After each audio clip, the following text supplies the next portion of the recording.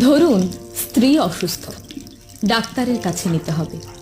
স্বামী তার হাতে কিছু টাকা দিয়ে বলল, যাও ডাক্তার দেখিয়ে এসো, আমি একটু ব্যস্ত তো, তাই তোমার সাথে যেতে পারছি না। এটা হচ্ছে স্ত্রীর প্রতি স্বামীর দায়িত্ব।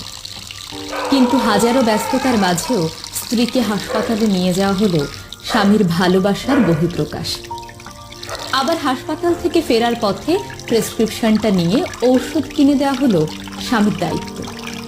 কিন্তু আপন সুরে পাশে বসে ব্যাকুলতার সাথে জিজ্ঞেস করা, কি হয়েছে, ডাক্তার কি বলেছে, খারাপ কিছু নয় তো, সবকিছু ঠিক আছে তো, ইত্যাদি হলো স্বামীর ভালোবাসার বহিঃপ্রকাশ। ডাক্তারের হাজারো রকম চিকিৎসাকে হারিয়ে দিতে পারে আপন মানুষের এমন আবেগী খোঁজ নেওয়া।